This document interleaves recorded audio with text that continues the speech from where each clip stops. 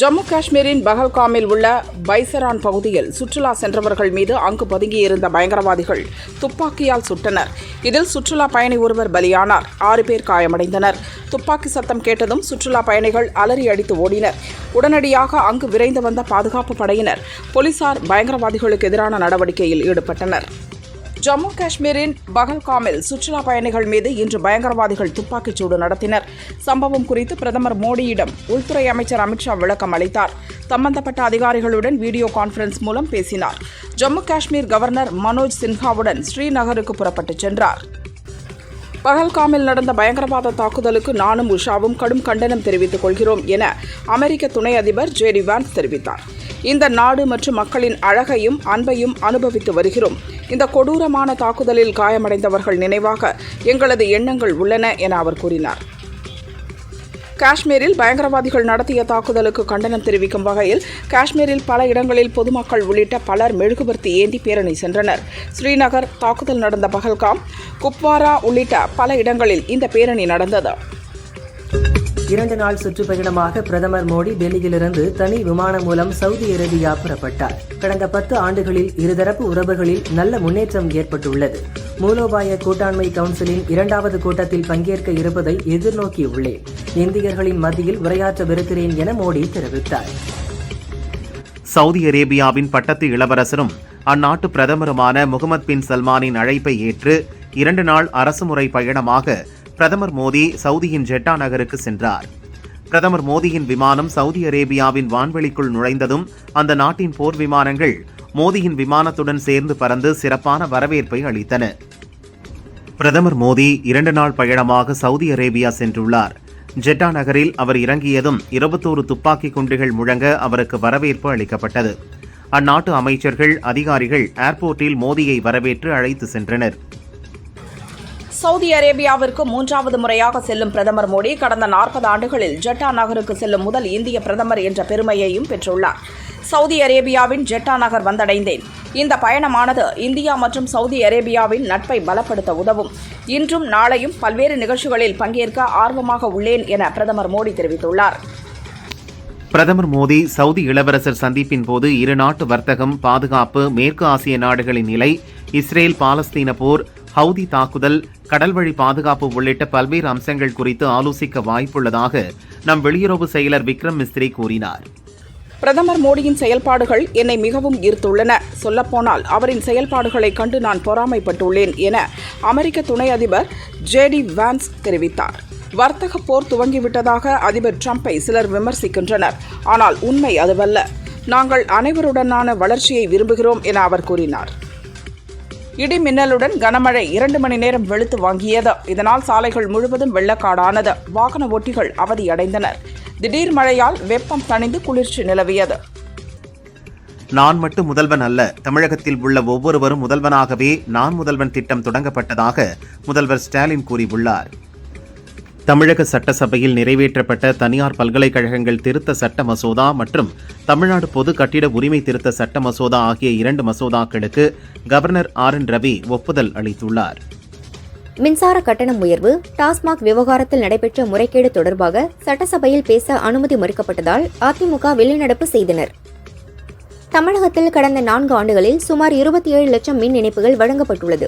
உரிய ஆவணங்களுடன் விண்ணப்பித்தால் 3 நாட்களுக்குள் மின் இணைப்பு வழங்க நடவடிக்கை எடுக்கப்படுகிறது என சட்டசபையில் மின்துறை அமைச்சர் செந்தில் பாலாஜி கூறினார். தமிழக சட்டசபையில் தென்காசி மாவட்டம் கடையம் அருகே தோரணமலை முருகன் கோயில் மலையை சுற்றி கிரிவல பாதை அமைக்க அரசு நடவடிக்கை எடுக்குமா என்ற கேள்வி எழுப்பப்பட்டது. அதற்கு தோரணமலை முருகன் கோயில் நிர்வாகத்திடம் போதிய நிதி வசதி இல்லாததால் உபயதாரர்களை எதிர்நோக்கி காத்திருக்க வேண்டிய நிலை உள்ளது. அடுத்த 3 மாதத்திற்குள் தோரணமலை கிரிவல பாதை பணிகள் தொடங்கும் என அமைச்சர் சேகர் பாபு பதிலளித்தார். அதிமுக பாஜக கூட்டணி அறிவிப்புக்கு பின் முதல் முறையாக அதிமுக பொதுச் செயலாளர் பழனிசாமியை தமிழக பாஜக தலைவர் நயினார் நாகேந்திரன் மரியாதை நிமித்தமாக இன்று தலைமை செயலகத்தில் சந்தித்து பேசியுள்ளார். இந்த சந்திப்பின் போது அதிமுக மூத்த தலைவர்கள் SP வேலுமணி, கடம்பூர் ராஜு, தளவாய் சுந்தரம் உள்ளிட்டோர் உடனிருந்தனர். கூட்டணி குறித்து நாம் தமிழர் கட்சியின் ஒருங்கிணைப்பாளர் சீமானிடம் கேட்டபோது நமது மனத்திற்கு ஏற்றவர்களோடு கூட்டணி வைக்கலாம் என பதிலளித்துள்ளார்.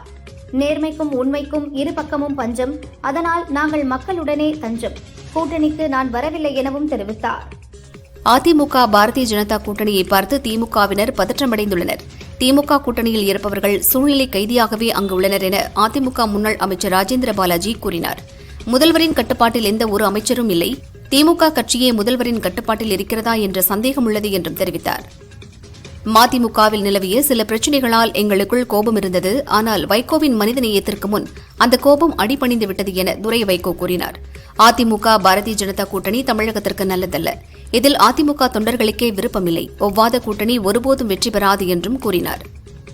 சென்னை கோயம்பேட்டில் கோரிக்கைகளை வலியுறுத்தி போராட்டம் நடத்திய மாற்றுத்திறனாளிகளை போலீசார் இன்று கைது செய்தனர்.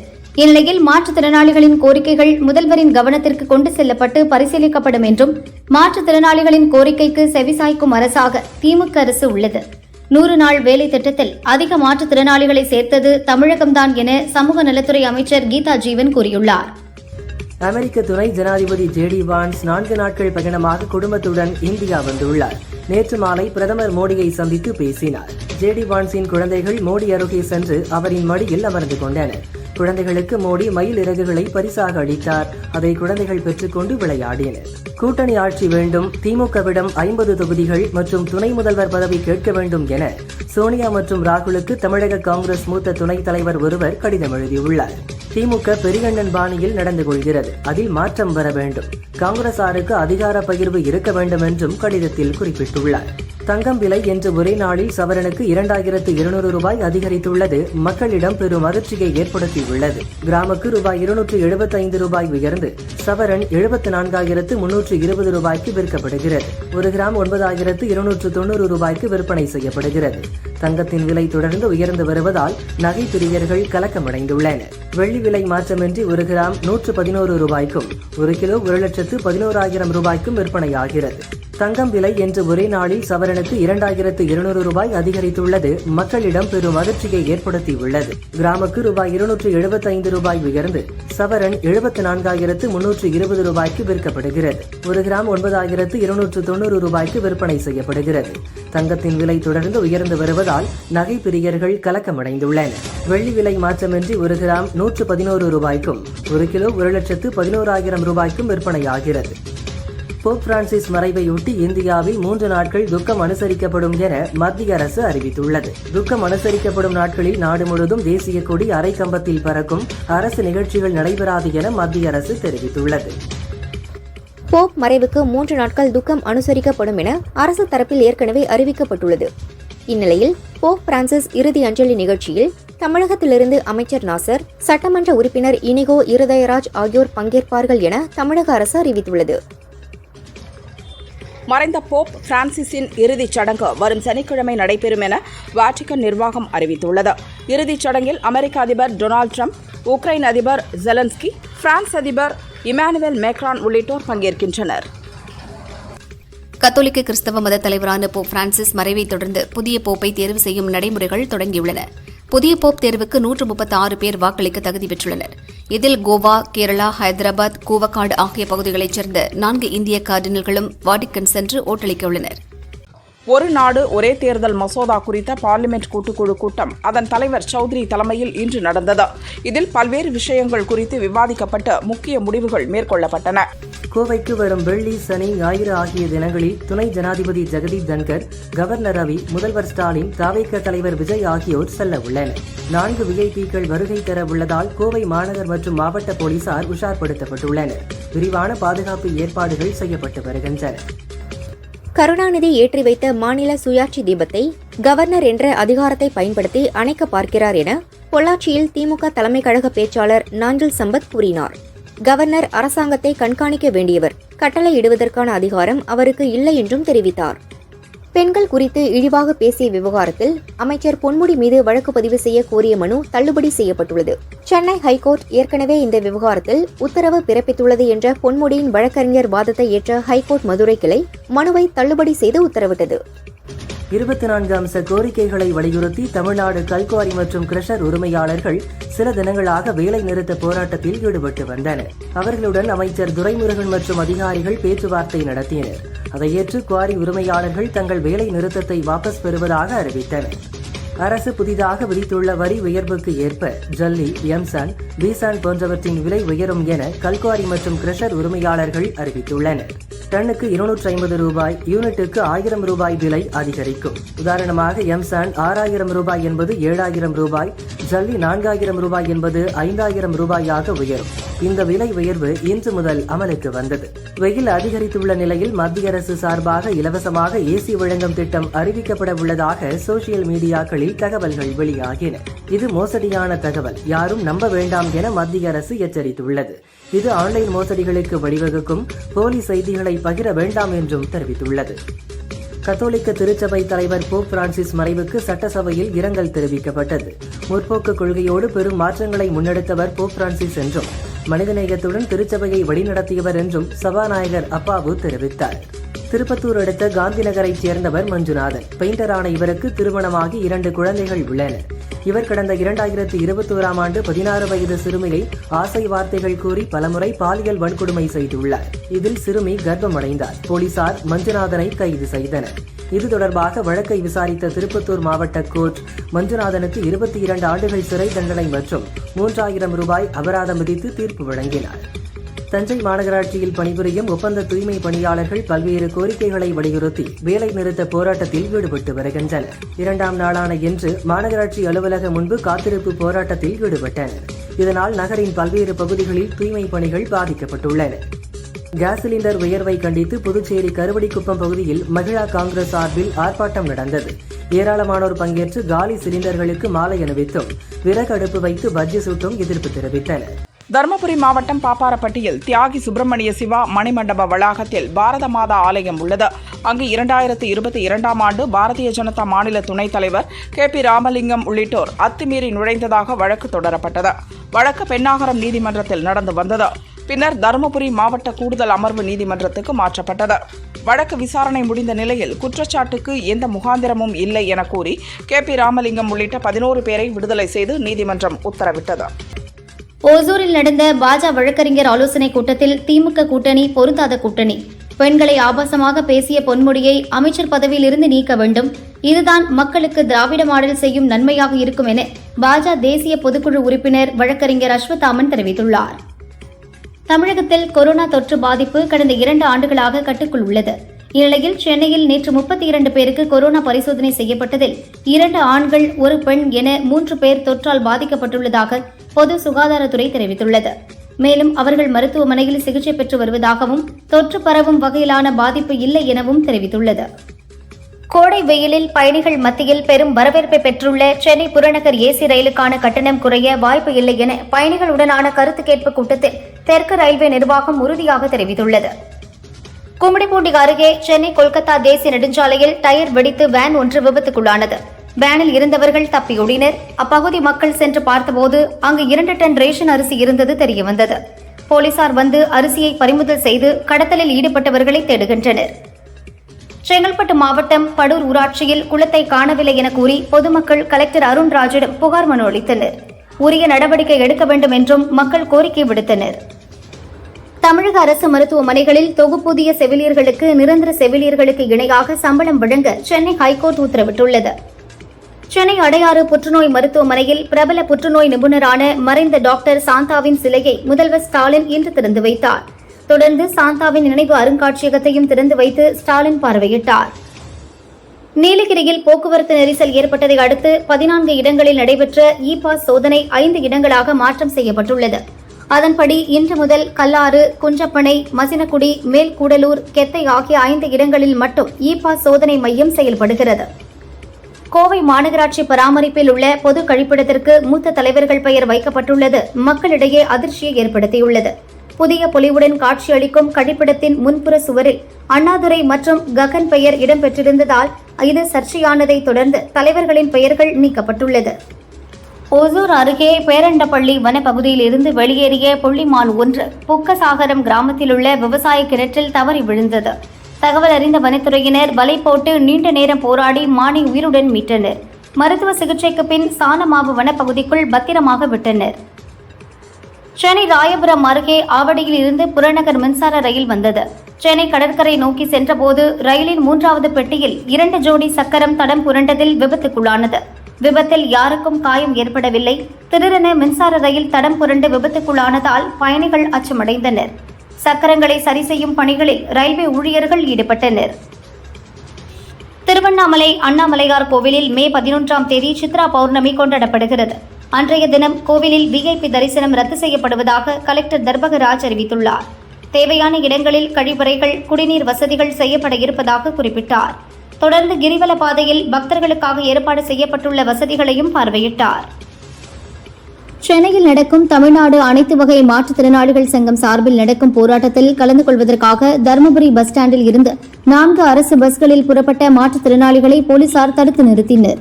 கோபமடைந்த மாற்றுத்திறனாளிகள் பஸ்களுக்குள் அமர்ந்து போராட்டத்தில் ஈடுபட்டனர். இதனால் அப்பகுதியில் பரபரப்பு ஏற்பட்டது. எளிமையான சொற்கள் மூலம் வலிமையான கருத்துக்களை சொன்ன பாரதிதாசனின் பிறந்த நாளை முன்னிட்டு ஏப்ரல் 29ஆம் தேதி முதல் மே 5ஆம் தேதி வரை ஒரு வாரத்திற்கு தமிழ் வார விழா கொண்டாடப்படும் என சட்டசபையில் முதல்வர் ஸ்டாலின் அறிவித்துள்ளார்.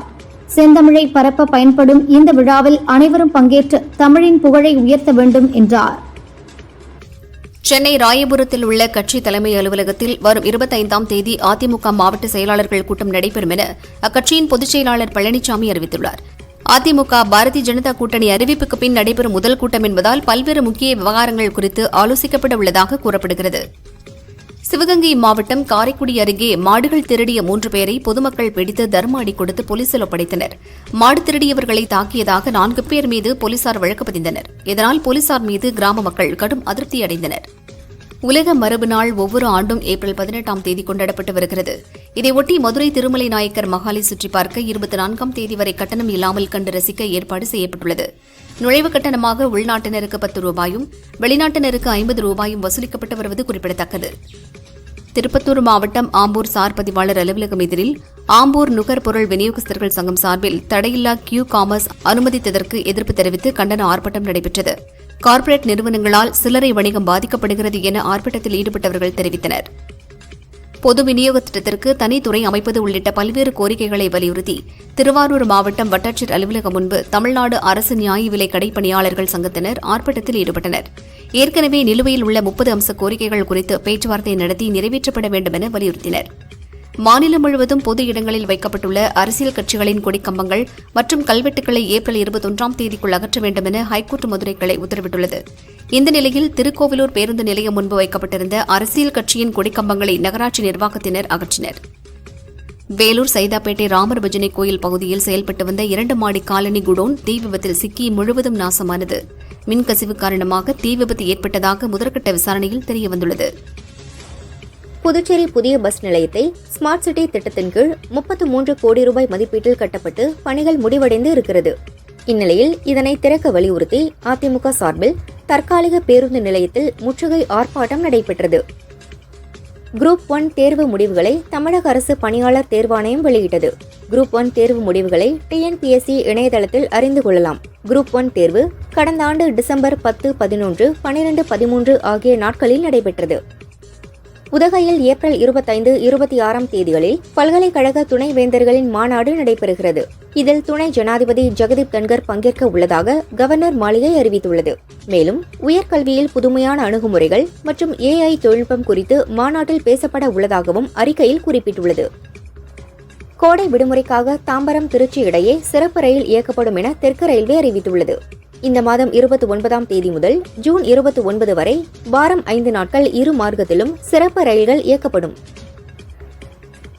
விருதுநகர் மாவட்டம் வதுவார்பட்டி கிராமத்தைச் சேர்ந்தவர் சின்னத்தம்பி தனது நிலத்தை அளவீடு செய்வதற்காக VAO இப்ராஹிமை அணுகினார்.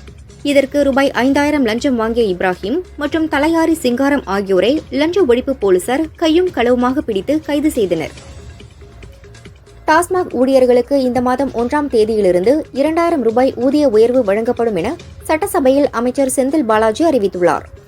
இந்த அறிவிப்பால் 6667 மேற்பார்வையாளர்கள், 14636 விற்பனையாளர்கள் மற்றும் 2426 உதவி விற்பனையாளர்கள் பயன்பெற உள்ளனர். கொடநாடு எஸ்டேட்டில் கம்ப்யூட்டர் ஆபரேட்டராக வேலை செய்த தினேஷ்குமார் என்பவர் தற்கொலை செய்து கொண்டது தொடர்பாக கோத்தகிரியைச் சேர்ந்த கர்சன் செல்வம் என்பவரிடம் CBCID போலீசார் கோவை CBCID அலுவலகத்தில் வைத்து விசாரித்தனர். சம்பவம் நடந்த அன்று கர்சன் செல்வம் எஸ்டேட்டுக்குள் வாக்கிங் சென்றதாகவும் அப்போது ஆங்காங்கே ஆட்கள் நின்று கொண்டிருப்பதை பார்த்ததாகவும் போலீசாரிடம் தெரிவித்தார். இதனால் அவரிடம் விசாரணை நடத்துவதாக போலீசார் தெரிவித்தனர். போக்சோ வழக்கில் கைது செய்யப்பட்டுள்ள மதபோதகர் ஜான் ஜெபராஜ் மீது போலீசார் திட்டமிட்டு கைது நடவடிக்கை எடுத்துள்ளதாகவும் இதனை கண்டித்து வரும் 25ஆம் தேதி கோவையில் கண்டன ஆர்ப்பாட்டம் நடத்தப்போவதாக அகில இந்திய கிறிஸ்தவ வாலிபர்கள் முன்னேற்ற இயக்கத்தின் பொதுச் செயலாளர் ஜோஸ்வா ஸ்டீவன் தெரிவித்துள்ளார். திருப்பூர் மாவட்டம் பல்லடம் அரசு மருத்துவமனையில் மின்சாரம் துண்டிக்கப்பட்டதால் கால் துண்டிக்கப்பட்ட நோயாளிக்கு செல்போன் வெளிச்சத்தில் மருத்துவர்கள் மருத்துவம் பார்க்கும் வீடியோ காட்சிகள் வெளியாகி அதிர்ச்சியை ஏற்படுத்தி உள்ளது. மாவட்ட நிர்வாகம் உடனடியாக நடவடிக்கை எடுக்க வேண்டும் என நோயாளிகளும் மருத்துவர்களும் கோரிக்கை வைத்தனர். விழுப்புரத்தில் நடைபெற்ற விவசாயிகள் குறைதீர்ப்பு கூட்டத்தில் பயிர் காப்பீடு தொகை வழங்கவில்லை என விவசாயிகள் அதிகாரிகளை முற்றுகையிட்டு வாக்குவாதம் செய்ததால் கூட்டத்தில் சலசலப்பு ஏற்பட்டது. இதனையடுத்து 2 தினங்களில் வழங்குவதற்கான நடவடிக்கை எடுக்கப்படும் என அதிகாரிகள் உறுதியளித்ததை அடுத்து விவசாயிகள் அமைதியாகினர். மயிலாடுதுறை மீன்வளம் மற்றும் மீனவர் நல உதவி இயக்குநர் சீர்காழி ஒன்றிய திட்ட விரிவாக்க அலுவலர் மீது ஒழுங்கு நடவடிக்கை எடுக்க வலியுறுத்தி மயிலாடுதுறை மாவட்ட இறால் வளர்ப்பு விவசாயிகள் ஆர்ப்பாட்டம் செய்தனர். தொடர்ந்து இறால் விவசாயிகள் தங்களது கோரிக்கைகள் அடங்கிய மனுவினை RTO அலுவலக அதிகாரியிடம் அளித்தனர். திருப்பூர் மத்திய பஸ் ஸ்டாண்ட் முன்னுள்ள மேம்பாலத்தில் இருந்த மின்விளக்கு கம்பம் திடீரென அருகில் இருந்த கட்டிடத்தின் மீது சாய்ந்தது. இதனால் காமராஜர் சாலையில் போக்குவரத்து பாதித்தது. தகவல் அறிந்த மின்வாரிய ஊழியர்கள் கிரேன் மூலம் கம்பத்தை அகற்றி போக்குவரத்தை சீர் செய்தனர். கேரள மாநிலம் அட்டப்பாடிக்கு ஷூட்டிங்கிற்காக வந்திருந்த நடிகர் ரஜினியை காண ரசிகர்கள் குவிந்தனர். ஷூட்டிங் முடிந்து திரும்பிய ரஜினி காரில் இருந்தபடியே ரசிகர்களை பார்த்து கையசைத்தார். அப்போது அங்கு நின்றிருந்த அண்ணாமலை என்ற ரசிகர் கையில் கற்பூரத்தை ஏற்றி ஆரத்தி எடுத்தபடி தலைவா தலைவா என கூச்சலிட்டார். தற்போது இந்த வீடியோ சோசியல் மீடியாவில் வைரலாகி வருகிறது. கள்ளக்குறிச்சி மாவட்டம் சங்கராபுரம் அருகே உள்ள பொய்குணம் கிராமத்தில் செயல்பட்டு வரும் அரசு பள்ளியில் 20க்கும் மேற்பட்ட மாணவர்களை தேனீக்கள் கொட்டியது. இதில் காயமடைந்த பள்ளி மாணவர்கள் சங்கராபுரம் அரசு மருத்துவமனையில் தீவிர சிகிச்சை பெற்று வருகின்றனர். திருப்பத்தூர் மாவட்டம் ஆம்பூர் அடுத்த பெரியாங்குப்பம் பகுதியைச் சேர்ந்த வெங்கடேசன் ஆம்பூர் அருகே பன்றி வளர்க்கும் பண்ணையில் மின்சாரம் பாய்ந்து தூக்கி வீசப்பட்டார். பன்றிகளுக்கு உணவு சமைத்துக் கொண்டிருந்த கொதிக்கும் உணவில் விழுந்து இறந்தார். ஆம்பூர் கிராமிய போலீசார் சம்பவம் குறித்து விசாரணை மேற்கொண்டு வருகின்றனர். கோவை மாவட்டம் மேட்டுப்பாளையம் அருகே சிறுமுகை வனச்சரகத்திற்கு உட்பட்ட கூத்தாமண்டி பகுதியில் உடல் சோர்வுடன் நடக்க முடியாமல் உலா வந்த யானையை பார்த்த அப்பகுதி மக்கள் வனத்துறையினருக்கு தகவல் அளித்தனர். வன எல்லையில் சுற்றித் திரியும் யானையை சிறுமுகை வனத்துறையினர் தொடர்ந்து கண்காணித்து வருகின்றனர். வனத்துறை கால்நடை மருத்துவர்கள் யானைக்கு சிகிச்சை அளிக்க திட்டமிட்டுள்ளனர். தெலுங்கானாவின் காங்டி கிராமத்தில் உள்ள தனது பாட்டி வீட்டில் நடந்த கண்காட்சியில் சிறுவன் வாங்கிய ஹெலிகாப்டர் பொம்மை பறக்கவில்லை. இதனால் சோகமடைந்த அந்த சிறுவன் போலீஸ் ஸ்டேஷன் சென்று புகார் அளித்த சம்பவம் பெரும் பரபரப்பை ஏற்படுத்தியது.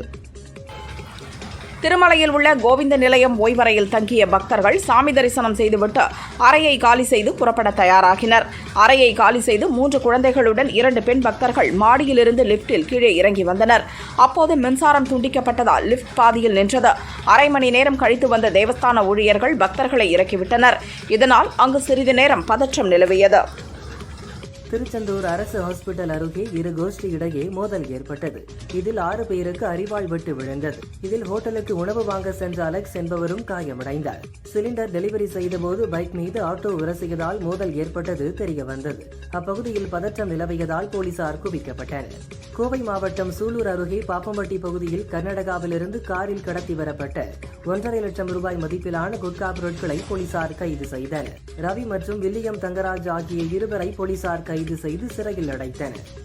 கர்நாடகா பெங்களூருவில் வசித்து வந்த முன்னாள் போலீஸ் டிஜிபி ஓம் பிரகாஷ் சொத்து மற்றும் குடும்ப தகராறு காரணமாக மனநோய்க்கு சிகிச்சை பெற்று வந்த அவரது மனைவி பல்லவியால் கத்தியால் குத்தி படுகொலை செய்யப்பட்டுள்ளார்.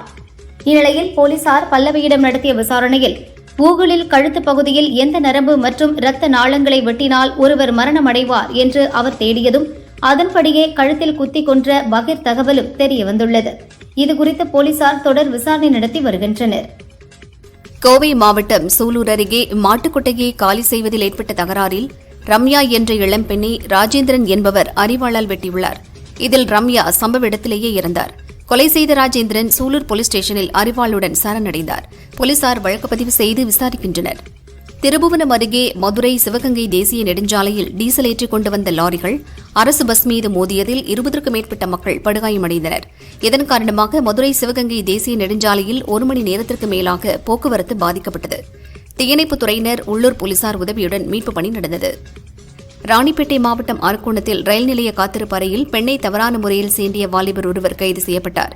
அவர் திருவள்ளூர் மாவட்டம் திருத்தணி அக்கையா நாயுடு தெருவைச் சேர்ந்த விஜயராஜ் என்பது விசாரணையில் தெரியவந்தது.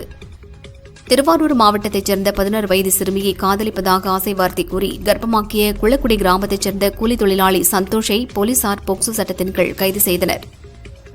திருவாரூர் மாவட்டம் தென் குவளவேலி பகுதியைச் சேர்ந்த சங்கர் கடந்த 2020ஆம் ஆண்டு இளம் சிறுமிகளிடம் ஆசை வார்த்தை கூறி பாலியல் பலாத்காரம் செய்துள்ளார்.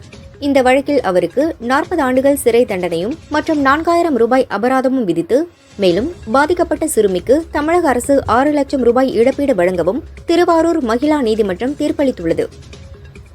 மதுரை மாவட்டம் அதலை கிராமத்தில் காட்டுப்பன்றியை வேட்டையாடச் சென்ற மணி, ரமையா ஆகியோரை போலீசார் கைது செய்தனர். அவர்களிடமிருந்து 31 நாட்டு வெடிகுண்டுகள் பறிமுதல் செய்யப்பட்டன.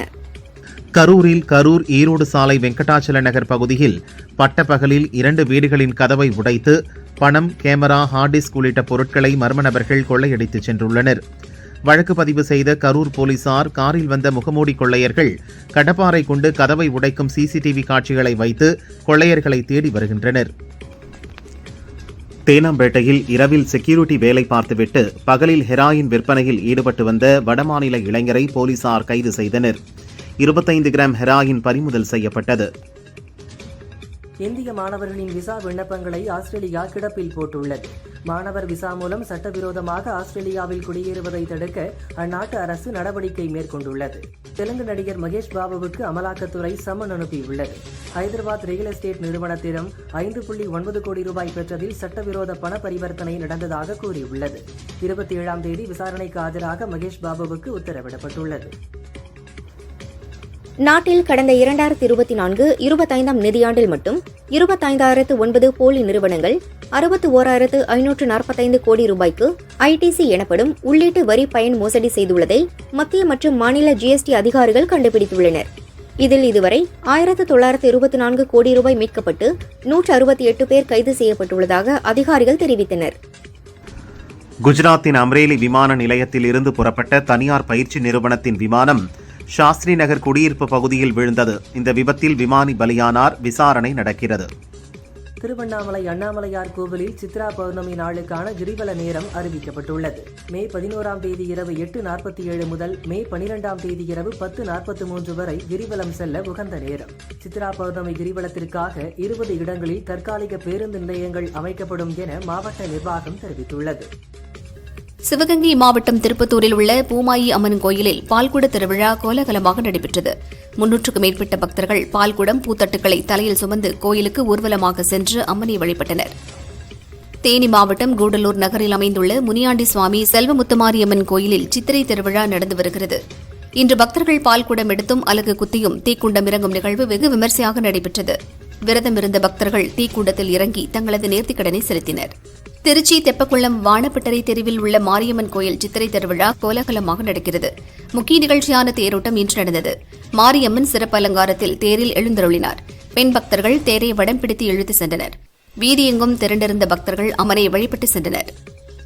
மயிலாடுதுறை மாவட்டம் சீர்காழி அருகே வைத்தீஸ்வரன் கோயிலில் பிரசித்தி பெற்ற தையல் நாயகி அம்மன் உடனாகிய வைத்தியநாத சுவாமி கோயில் சித்திரை மாத திருவிழாவின் முக்கிய நிகழ்வான நகரத்தார் குலதெய்வ வழிபாடு நடைபெற்று வருகிறது. இதற்காக பல்வேறு பகுதியில் இருந்து லட்சக்கணக்கான மக்கள் குவிந்துள்ளதால் 200க்கும் மேற்பட்ட போலீசார் பாதுகாப்பு பணியில் ஈடுபட்டுள்ளனர். ஹார்வர்ட் பல்கலைக்கழகத்துக்கு வழங்கப்பட்டு வந்த 18,500 கோடி ரூபாய் நிதி உதவியை நிறுத்துவதாக அமெரிக்க அதிபர் ட்ரம்ப் அறிவித்தார். இதை எதிர்த்து ஹார்வர்ட் பல்கலைக்கழகம் கோர்ட்டில் வழக்கு தொடர்ந்துள்ளது. பாகிஸ்தானின் சிந்து மாகாணத்தின் மலைப்பகுதியில் அதிவேகமாக சென்ற வேன் கட்டுப்பாட்டை இழந்து ஒரு பள்ளத்தில் கவிழ்ந்து விபத்துக்குள்ளானது. இதில் பயணித்த பெண்கள் மற்றும் குழந்தைகள் உட்பட 16 பேர் சம்பவ இடத்திலேயே இறந்தனர். 30க்கும் மேற்பட்டோர் படுகாயமடைந்தனர். சிகிச்சை பெற்று வரும் பலரின் உடல்நிலை தொடர்ந்து கவலைக்கிடமாக உள்ளதால் உயிரிழப்புகளின் எண்ணிக்கை அதிகரிக்கக்கூடும் என அஞ்சப்படுகிறது. கத்தோலிக்க திருச்சபையின் தலைவர் போப் பிரான்சிஸின் இயற்பெயர் ஜார்ஜ் மரியோ பெர்கோக்லியோ. அவர் தனது 12 வயதில் ஜார்ஜ் அமலியா என்ற பக்கத்து வீட்டு பெண்ணை காதலித்துள்ளார். அவருக்கு காதல் கடிதம் ஒன்றை எழுதியுள்ளார். அதில், நான் உன்னை திருமணம் செய்து கொள்ளாவிட்டால் நான் ஒரு பாதிரியாராகி விடுவேன் என்று அந்த கடிதத்தில் எழுதியுள்ளார். பெற்றோர் எதிர்த்ததால் இருவரும் பிரிந்துள்ளனர். ஜார்ஜ் அளித்த காதல் கடிதம் குறித்து செய்தி நிறுவனத்துக்கு அமலியா அளித்த நேர்காணலில் நினைவு கூர்ந்தார். ஹிந்தியில் நிதிஷ் திவாரி இயக்கத்தில் ராமாயணா படம் உருவாகிறது. இதில் ராமராக ரன்பீர் கபூர், சீதாவாக சாய் பல்லவி, ராவணனாக யஷ் நடிக்கின்றனர். 2 பாகங்களாக உருவாகும் இதன் முதல் பாகம் 2026 தீபாவளிக்கும், 2ஆம் பாகம் 2027 தீபாவளிக்கும் வெளியாகிறது. இப்படத்திற்கு AR ரஹ்மான் இசையமைக்கும் நிலையில் ஹாலிவுட்டில் லயன் கிங், டூனே படங்களுக்கு ஆஸ்கர் வென்ற ஹான்ஸ் ஜிம்மர் என்பவரும் இசையமைக்கும் பணியில் இணைந்துள்ளார். இவர் 12 முறை ஆஸ்கர் விருதுக்கான இறுதிப் பட்டியலுக்கு தேர்வானவர். கார்த்திக் சுப்புராஜ் இயக்கத்தில் சூர்யா, பூஜா ஹெக்டே நடித்த ரெட்ரோ படம் மே 1 ரிலீஸ் ஆகிறது. பூஜா ஹெக்டே கூறுகையில், கேங்ஸ்டர் கதையாக இதனை இயக்குனர் எழுதியுள்ளார். ஹீரோயினுக்கு முக்கியத்துவம் உள்ள கேங்ஸ்டர் கதையை எழுதுங்கள், அதில் நடிக்க வாய்ப்பு தாருங்கள். இப்படத்தில் என் கேரக்டரை வடிவமைத்ததற்கு மற்றும் அதில் நடிக்க வாய்ப்பளித்ததற்காக இயக்குனருக்கு நன்றி என தெரிவித்தார். இயக்குனர் வேணு இயக்கத்தில் தெலுங்கில் எல்லம்மா எனும் படம் உருவாகிறது. இதில் நானி கதாநாயகனாக நடிக்க இருந்த நிலையில் தற்போது அவருக்கு பதிலாக நிதின் நாயகனாக நடிக்க உள்ளார். நாயகியாக கீர்த்தி சுரேஷ் நடிக்கிறார். நிதின், கீர்த்தி சுரேஷ் இதற்கு முன் ரங்டே படத்தில் இணைந்து நடித்திருந்தனர். மதிமாறன் புகழேந்தி இயக்கத்தில் சூரி நாயகனாக நடிக்கும் படம் மண்டாடி. நாயகியாக மகிமா நம்பியார் நடிக்கிறார். படம் பற்றி இயக்குனர் மதிமாறன் கூறுகையில், காற்று, கடல், நீரோட்டம், மீன்கள் வரத்து ஆகியவற்றை கணித்து மீன்பிடிக்கும் படகை வழிநடத்தும் தலைமை நிலையில் இருப்பவரை மண்டாடி என அழைப்பர். இது சூரிக்காகவே எழுதப்பட்ட கதை. இப்படம் அவரது நடிப்பு வாழ்க்கையில் முக்கிய படியாக அமையும் என்றார். நடிகை சமந்தா முதன்முறையாக சுபம் படத்தை தயாரித்துள்ளார். மே 9 ரிலீஸ் ஆகிறது. சமந்தா கூறுகையில், எனது முதல் 2 படங்களை இப்போது பார்த்தால் வெட்கமாக உள்ளது. நான் ஏன் இவ்வளவு மோசமாக நடித்தேன் என யோசிக்கிறேன். சுபம் படத்தில் நடித்துள்ளவர்களின் நடிப்பை பார்த்து பெருமைப்படுகிறேன் என்றார். விண்ணை தாண்டி வருவாயா படத்தில் சிறப்பு தோற்றத்தில் நடித்த சமந்தா அதன் தெலுங்கு பதிப்பில் நாக சைத்தன்யாவுக்கு ஜோடியாக நாயகியாக அறிமுகமானார். அப்படத்தின் மூலம் இருவரும் காதலித்து திருமணம் செய்தனர். இவர்களுக்கு விவாகரத்து ஆன நிலையில் நாக சைத்தன்யா மீதான வெறுப்பாக சமந்தா இப்படி கூறியுள்ளதாக பலரும் விமர்சிக்கின்றனர். காக்கா முட்டை படத்தில் நடித்து பிரபலமான விக்னேஷ் சென்ட்ரல் படத்தின் மூலம் கதையின் நாயகனாக மாறியுள்ளார். நாயகியாக சோனேஸ்வரி நடித்துள்ளார். இயக்குனர் பேரரசு முக்கிய கதாபாத்திரத்தில் நடித்துள்ளார். பாரதி சிவலிங்கம் இயக்கியுள்ளார். முதலாளித்துவத்திற்கு எதிரான இப்படம் உழைப்பாளர்களுக்கு சாதி, மதம், மொழி, இனம் எதுவும் கிடையாது, அனைவரும் ஒன்றுதான் என்ற கருத்தை மையமாக வைத்து உருவாகிறது என்றார்.